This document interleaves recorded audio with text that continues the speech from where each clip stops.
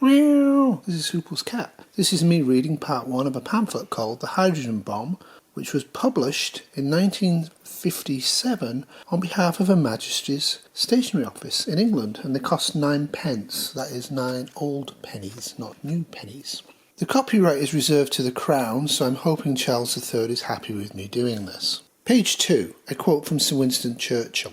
The hydrogen bomb has made an outstanding incursion into the structure of our lives and thoughts. In 1956, a comprehensive pamphlet on nuclear weapons and their effects was prepared by the Home Office and the Scottish Home Department and published by Her Majesty's Stationery Office. Not everyone has the time to read a full technical account of this kind, which is in any case intended chiefly for use in training the civil defence services. There has been considerable demand for something shorter, and this booklet has been prepared to meet that need. The object is to give, as briefly as possible, the facts about the hydrogen bomb. Knowledge of the effects of this weapon should be widespread. Terrible as these effects are, they can be exaggerated, and the information given in this booklet shows that much could be done to reduce them and to save lives.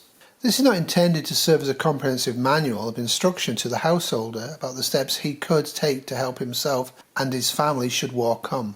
A much fuller booklet has been prepared for this purpose, for issues should the need arise, but reference is made to some of the precautions that could be taken. The publication of this summary does not mean that the government think war likely. As the 1957 White Paper on Defence made clear, the existence of nuclear weapons and of the means to use them is to safeguard against aggression and a deterrent to war. But everyone should know what these weapons could do and have some idea of how their effects could be reduced. If more information is required, reference should be made to the Civil Defence Pamphlet No. 1 on nuclear weapons, published by Her Majesty's Stationery Office at 2 shillings and 6 pennies. Page 4. What a nuclear explosion is like. A nuclear bomb is a device whose explosion results from the sudden release of the vast amount of energy locked up in the core of the atom. This energy is equivalent to the explosion of thousands or even millions of tons of high explosive. The term nuclear includes both atomic and hydrogen bombs. These bombs vary in power just as high explosive bombs do.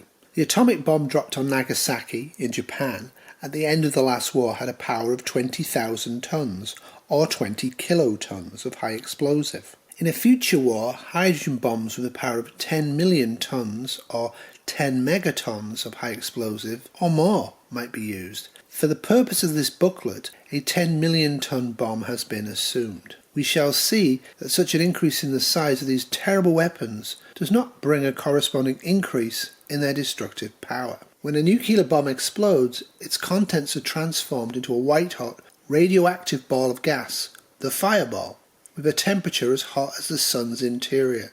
What happens afterwards depends on whether the bombs burst high in the air or on or near the ground. An air burst. If the bomb bursts in the air, there is a brilliant light, outshining the brightest sunlight and lasting some seconds. Radiant heat, harmful nuclear radiation are given out. These travel at the speed of light. The tremendous pressure caused by the explosion travels more slowly, in the form of a blast wave, moving at a speed somewhat greater than that of sound. This is accompanied for a short time by a powerful blast wind. Near the explosion, the pressure may be 50 times the normal atmospheric pressure, but it drops rapidly as the blast wave surges outwards. The pressure and wind cause the damage to buildings. The fireball grows in a few seconds to its full size, which may be as much as 3 to 4 miles across. Being much lighter than air, it soars upwards at over 100 miles an hour, quickly losing its brilliance as it cools by expansion and mixing with the surrounding air. In a few minutes it has reached its full height of 60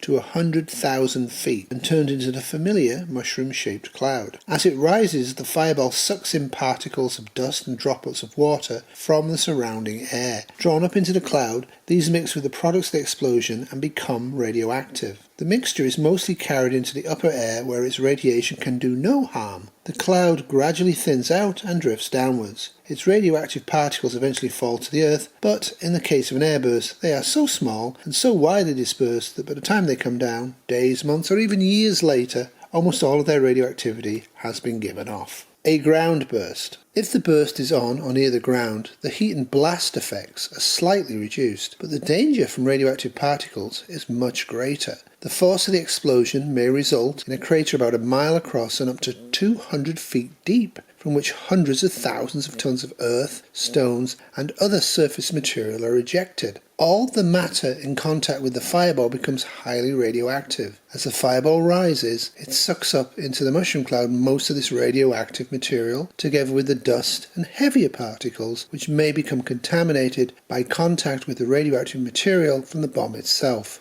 Some of the heavier particles spill out from the point of explosion, but the rest of the radioactive material sucked up with the mushroom cloud is carried away by the winds of the upper air. It is still dangerously radioactive when it drifts back to Earth. It is known as fallout.